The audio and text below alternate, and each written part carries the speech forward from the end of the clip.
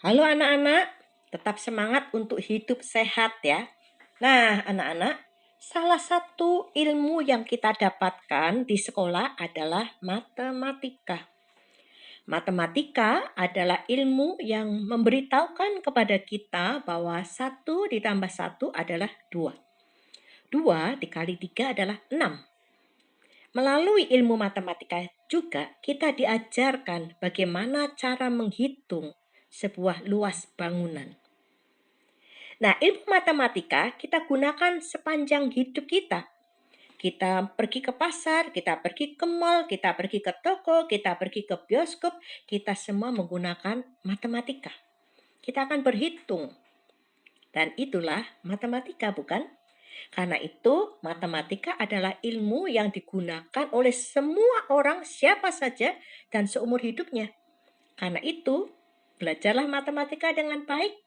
Cintalah itu, karena kita semua membutuhkan matematika. Anak-anak, mari kita membuka Alkitab kita dari Injil Matius pasal 20 ayat 15. Tidakkah aku bebas mempergunakan milikku menurut kehendak hatiku?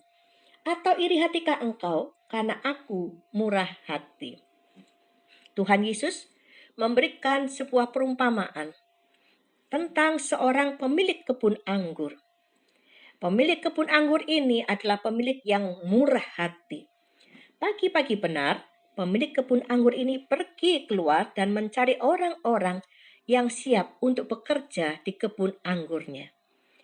Ketika dia menemukan beberapa orang untuk bekerja di kebun anggurnya, maka pemilik kebun anggur ini dan pekerja-pekerja ini sepakat dengan gaji atau upah yang akan didapatkan oleh pekerja-pekerja itu sepanjang hari bekerja, yaitu 1 dinar. Nanti boleh tanya kepada papa dan mama 1 dinar itu berapa kalau dirupiahkan ya. Nah, tetapi pemilik kebun anggur ini tidak merasa cukup keluar 1 kali dalam hari itu.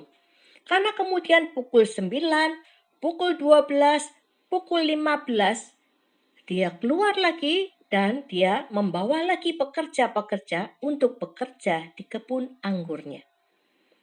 Pekerjaan akan selesai pada pukul 18. Namun pada pukul 17, pemilik kebun anggur ini keluar lagi dan membawa kembali beberapa orang pekerja untuk bekerja di kebun anggur itu. Jadi, ada yang bekerja 13 jam, ada yang bekerja 9 jam, ada yang bekerja 6 jam, ada yang bekerja 3 jam, dan juga ada yang bekerja hanya 1 jam. Nah, ketika pekerjaan itu sudah selesai, maka kemudian sang mandor itu mulai memanggil pekerja-pekerja itu untuk mendapatkan upahnya. Yang pertama kali dipanggil adalah orang-orang yang datang bekerja pada pukul 17 atau 5 sore, yaitu orang-orang yang bekerja hanya 1 jam. Kepada orang-orang ini, sang mandor memberikan gaji 1 dinar. Nah, orang-orang yang bekerja lebih dari 1 jam mulai berharap kalau dia dapat 1 dinar, tentu kita akan mendapatkan lebih banyak. Apalagi yang bekerja dari pagi-pagi benar. Harusnya mendapatkan lebih banyak lagi dari yang lain, bukan? Tapi ternyata sang mandor tetap memberikan 1 dinar kepada orang yang bekerja pukul 9, orang yang bekerja pukul 12, orang yang bekerja pukul 15 sore, dan yang pagi-pagi benar. Semua mendapatkan sama 1 dinar.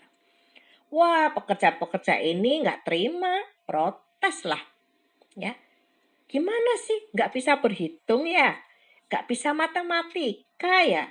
Masa sih orang bekerja 13 jam kok disamakan dengan yang 1 jam? Nggak tahu apa ilmu matematika? Kalau yang 1 jam itu dapat 1 dinar, harusnya yang 13 jam mendapatkan 13 kali 1 dinar dong. Ya kan? Nah, mereka merasa ini sangat tidak adil. Tetapi sang pemilik kebun anggur itu berkata, ambil bagianmu, Kan kita sudah sepakat, 1 hari bekerja 1 dinar, bukan? Kamu mendapatkan 1 dinar, tidak kurang sedikit pun. Dan kalau aku memberikan 1 dinar juga kepada orang yang bekerja hanya 1 jam, itu adalah hakku, kemurahan hatiku.